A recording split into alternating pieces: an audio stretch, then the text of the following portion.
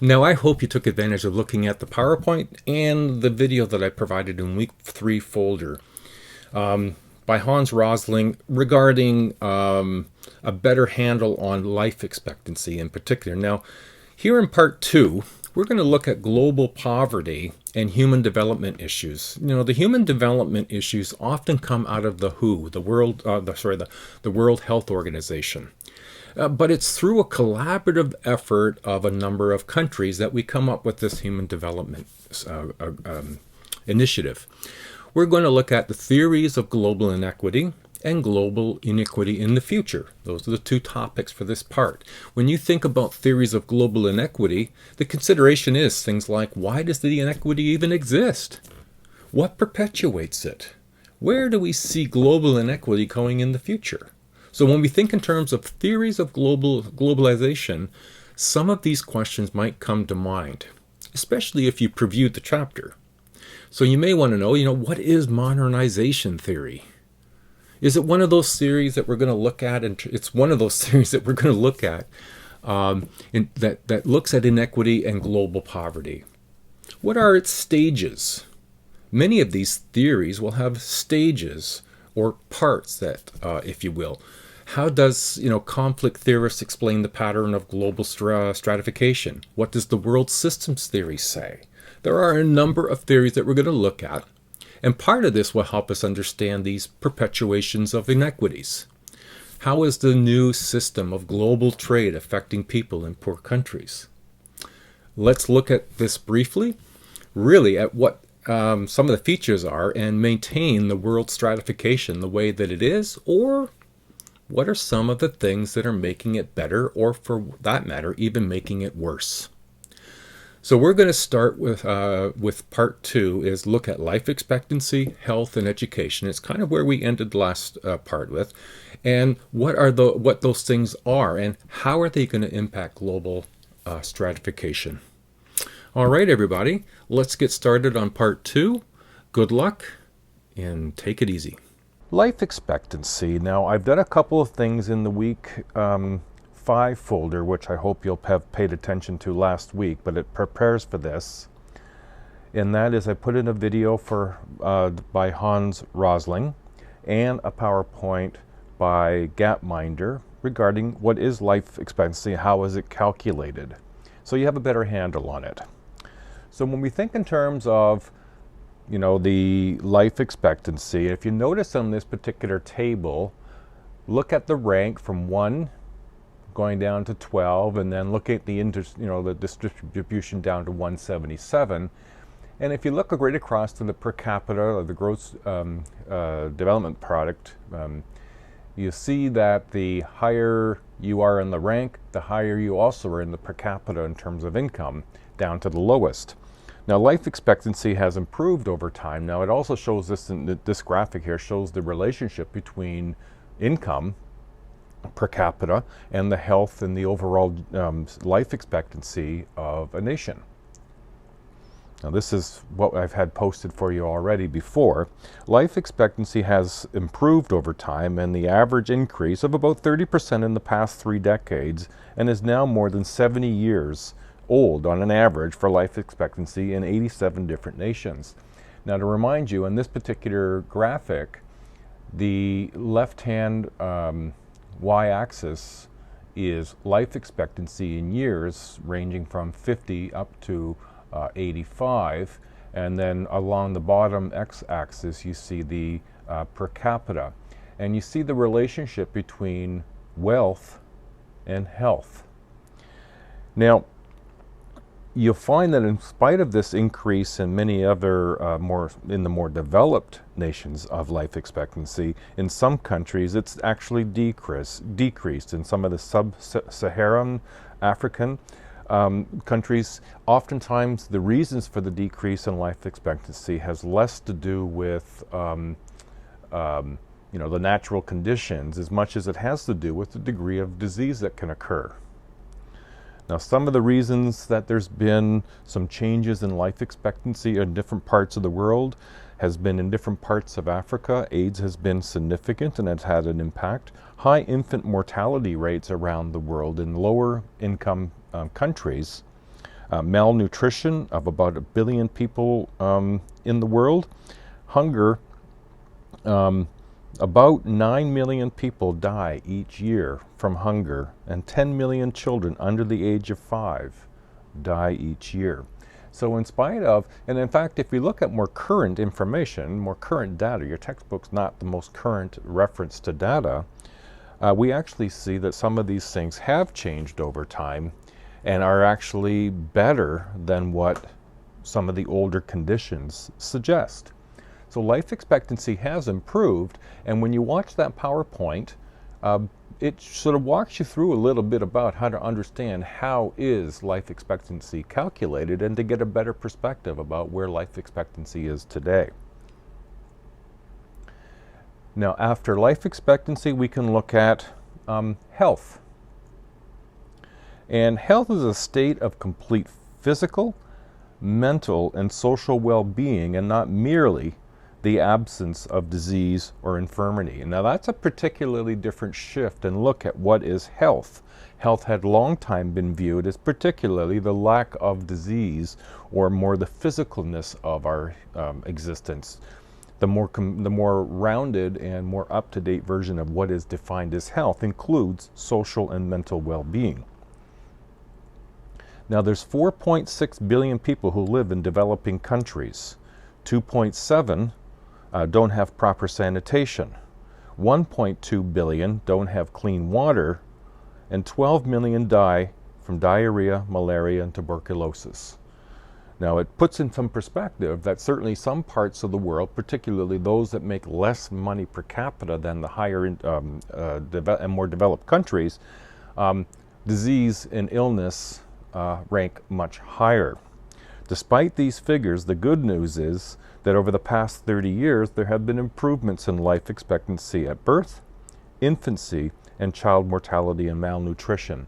And again, so I would encourage you to check out some of the Gapminder videos, particularly those done by Hans Rosling, to look at what are the more current view of the world in terms of life expectancy, health, and, as we'll look at here, education. Education is a fundamental life chance in reducing poverty. It is considered the most important or primary life chance. Now, one of the ways that they measure education around the world is through literacy, and a person who can and with understanding both read and write a short, simple statement about their everyday life is considered literate. And that rate is increasing dramatically as well. Now, the rate is low in low-income nations, is about 50% lower than those in high-income nations.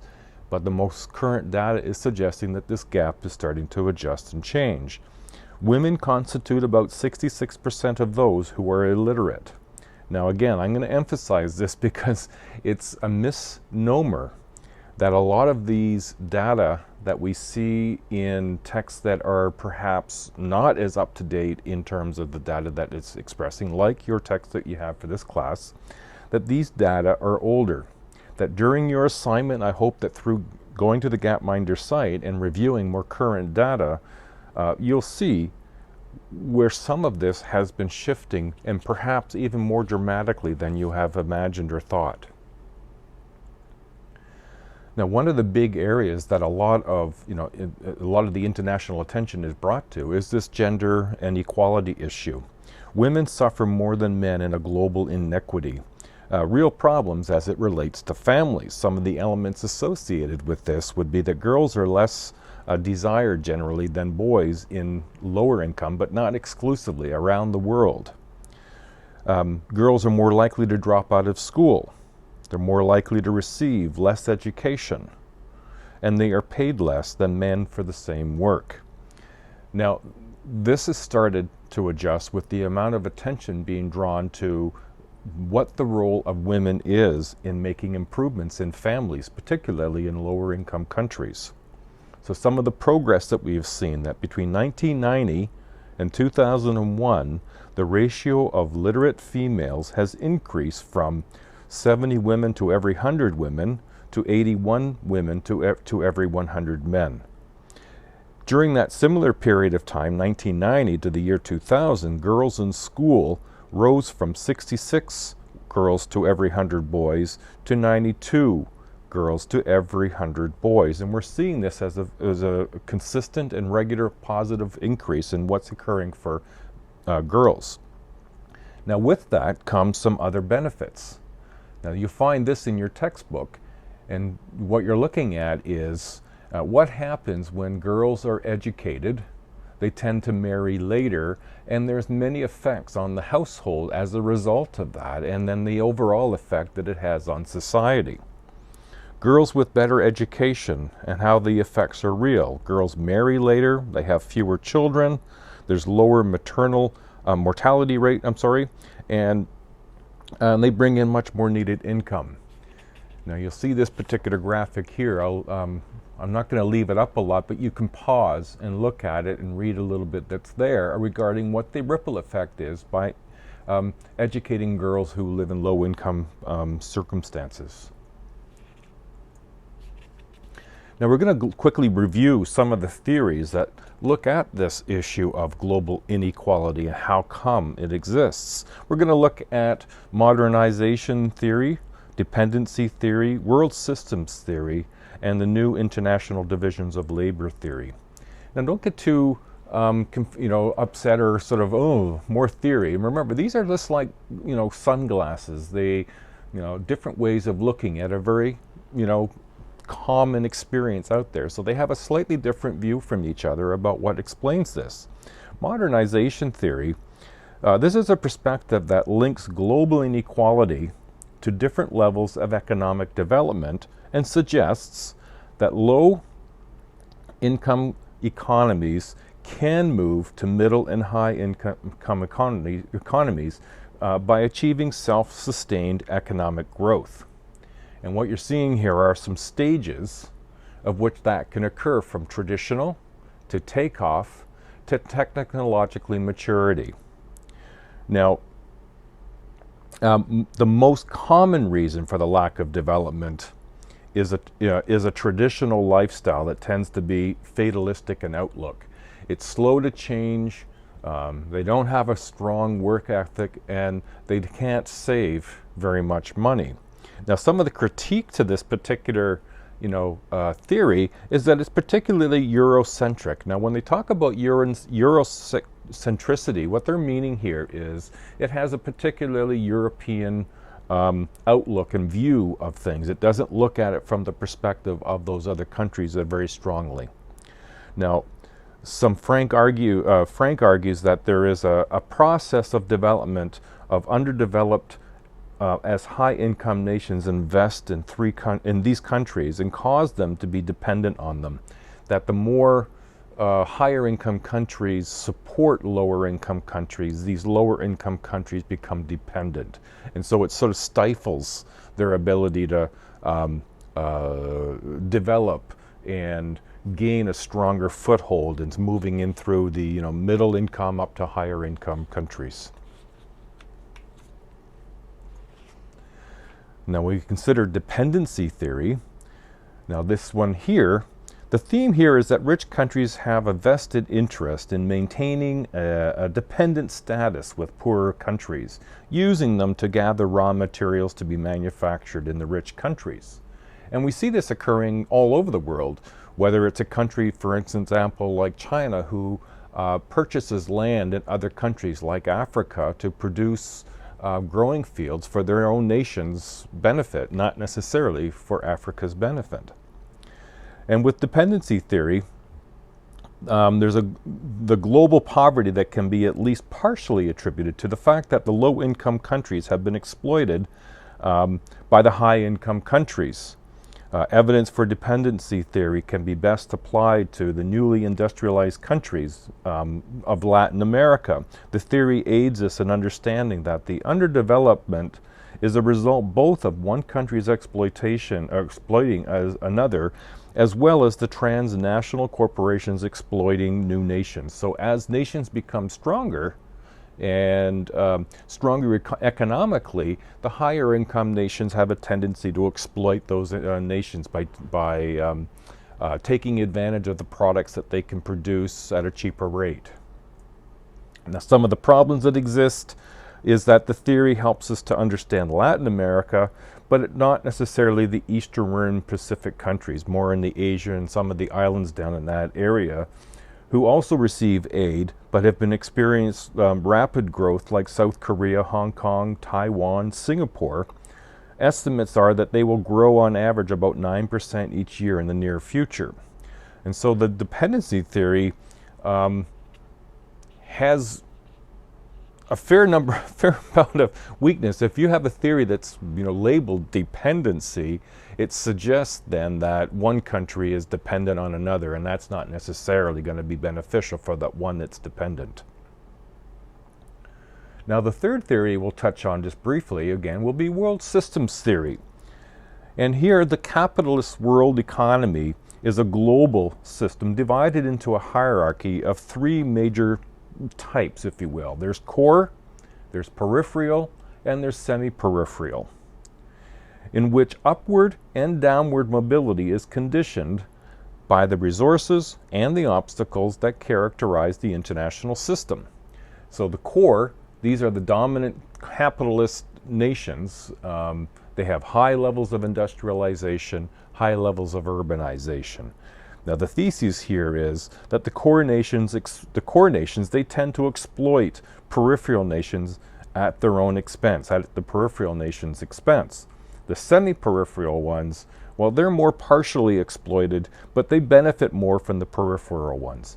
And so there's a sort of a shared exploitation that occurs where some will benefit more than others.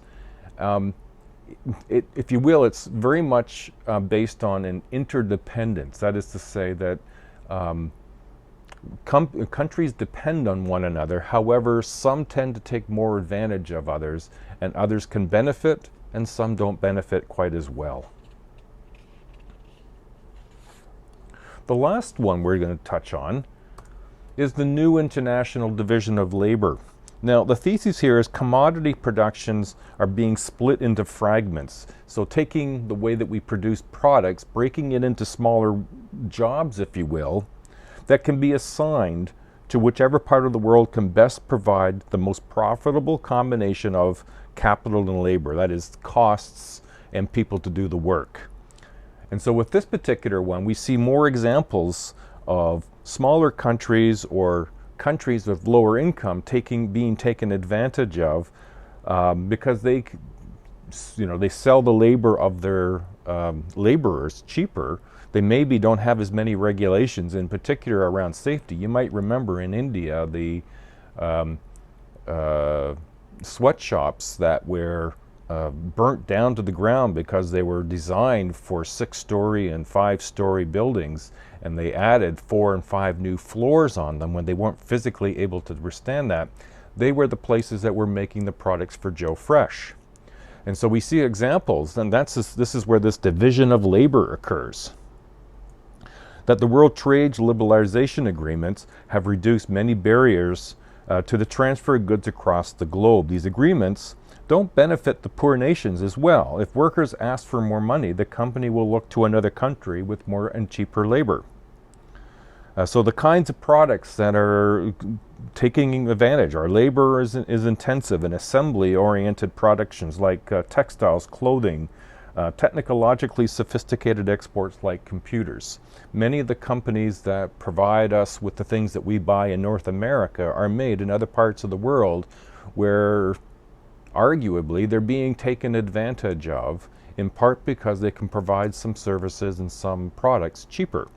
Now, all of this is probably going to have a shift in terms of the different kinds of changes that can occur in political systems. So for example, those of you who are more aware of what's going on around the world now, and you've been aware of the change of government in the United States, the kinds of things that Trump can do on the world stage regarding trade agreements, which he's talked quite a bit about. He's already pulled out of the TTP and wants to renegotiate the NAFTA. So these renegotiations of trade and keeping things very close to the vest, as the U.S. wants to be America first, this is going to have a ripple effect on how it affects these other countries and also how it will affect the United States. So some of the problems that exist is that nations do not benefit from the external, but the external companies do. So the countries don't benefit as much as the companies do in this worldview. Results in the global commodity change, a complex pattern of international labor and production processes that result in finished commodity ready for sale in the marketplace. And so none of these particular theories are absolutely right, but they are different views on the same issue. And of course, this is a very dynamic issue because, like I said, even if there's a political change, not even just in the United States, as we're seeing it right now, but in any other part of the world, has a ripple effect on how this will play out. So when we consider, in many countries, economic process has sort of stalled at this point, that poor human development can be the result. It occurs more in the sub-Saharan Africa and Eastern Europe, more growth of the core nations at the expense of others. Yet many countries have become industrialized, and many others will as well. You're seeing here what are some of the newer industrialized countries. Mexico, Brazil, Turkey, India, South Africa, Thailand, China, Malaysia. 20 years ago, they weren't industrialized countries. And so they're newly industrialized, and more countries are becoming more and more industrialized. More growth on core nations at the expense of others. For example, coffee, 1990 to 2005, coffee has sold from 30 billion to 80 billion. This is the same coffee that's grown year in and year out, but the coffee sold has gone up. So the production of coffee has gone up. Income received by the producers has dropped from 12 billion to 5.5 billion. So as much as the sale of coffee has gone up dramatically, 30 to 80 billion, the money that the producers, the growers of coffee, has gone down from 12 to 5.5, which means the farmer gets less than 1 cent for every cup of coffee sold. So when you think in terms of the benefit to lower income countries, the US doesn't make coffee, Canada doesn't make coffee, Turkey does, Guatemala does, Jamaica does. There are coffees growing all over the world, other than some of the more richer countries, and some of these farmers are not getting the advantages as, say, Starbucks and Tim Hortons are, who aren't paying for the coffee to the growers quite as they were. Some other issues. Continued population growth, urbanization, environmental degradation. Well, many countries have become industrialized and have started to improve their standards. So most nations are starting to recognize human rights. More people are educated. Incomes have begun to increase. And there's more education for women, and nations are having free elections. And so we start to see that the future could look a little brighter. However, we don't know what implications, changes in government will be, and we don't know in terms of companies, which companies will withdraw from what countries and start to emerge in other countries. So the future is really hard to determine, but it can have some positive outlooks when human rights are being expanded. There's income change for those who are of lower income countries, and more education can all have a huge benefit to the lower income countries. Okay, there is the end of part 2 on global stratification. Let's keep on keeping on and carry on the good work. Bye now.